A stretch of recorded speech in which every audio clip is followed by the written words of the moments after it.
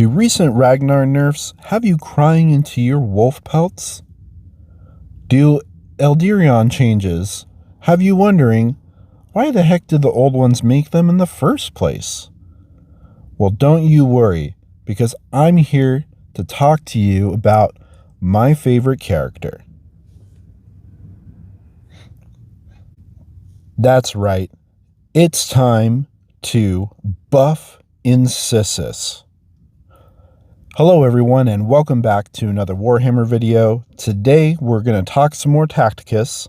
There's been some drama recently about changes to, is it Eldirion, I think it's Eldirion, and Ragnar.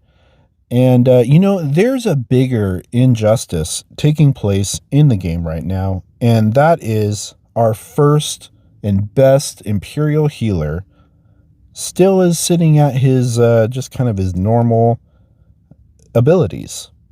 And it's time we changed that. So today, I'm going to look at 3 different ways of how we can #buff Incisus. So the first thing I think we need to do is give him his Absolver heavy bolt pistol. This will give him 2 bolter shots at range 2. Pretty simple, but this would allow Incisus to kind of sit back with your team if you're playing Onslaught or whatnot, and you just have just a little bit more range damage punch to dish out to the enemy. Next, for his healing, he needs to be able to heal everybody in base contact. This is a pretty standard ability for every other healer in the game. Isabella, Nicodemus, Nauseous Rotbone. It's time Incisus got this ability as well. On top of that, to buff his active, it now restores 100% health to all Imperial characters. It'll restore 50% health for any non-Imperial characters. Next, for his passive, he gets a 100% chance to revive any Imperial character in base contact, even if they are overkilled. So this will change up how he's used. Instead of having the chance to res somebody who dies, this way, any Imperial character gets revived even if they're overkilled, and this is kind of goes balanced with Nauseous Rotbone, who can do the same thing. And just like Nauseous Rotbone, he only affects Chaos characters, but Incisus will only affect Imperial characters. Okay, that was 3 ways we could buff Incisus, but you know what? This isn't enough. This is not enough. Incisus needs more.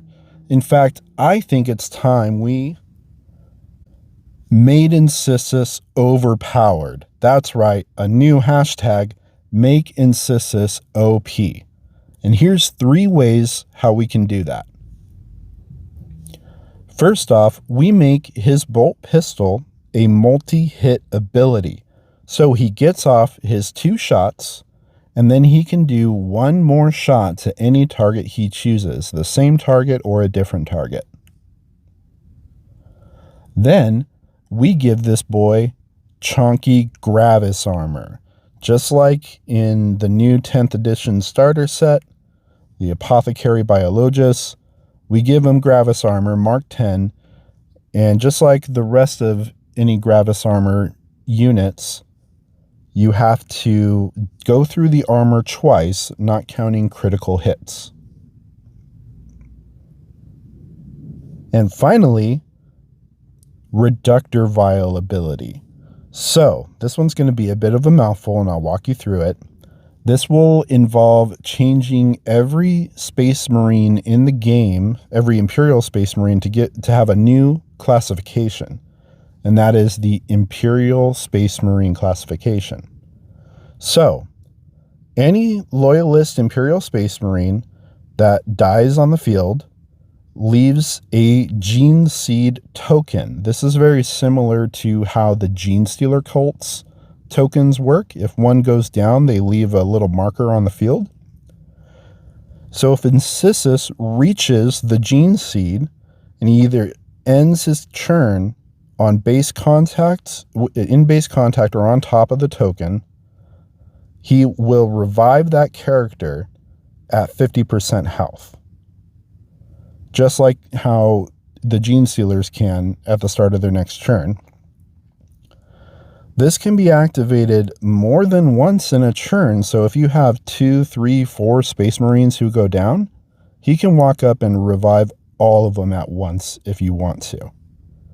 However, to balance this a little bit, this can only be done once per character. So just like the Gene Stealer cults, when they go down with their tokens, if a Space Marine is revived with this token, he loses that ability. So if he dies a second time, he won't be able to be revived.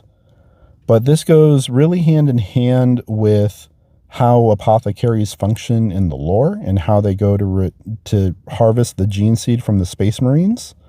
And I think this could be a real great way to make Incisus a little more viable as a character in the game as a whole, and also make him a little more necessary to take with you when you're doing runs with loyal Imperials, or especially if you have a lot of Space Marines like me, and you love Space Marines.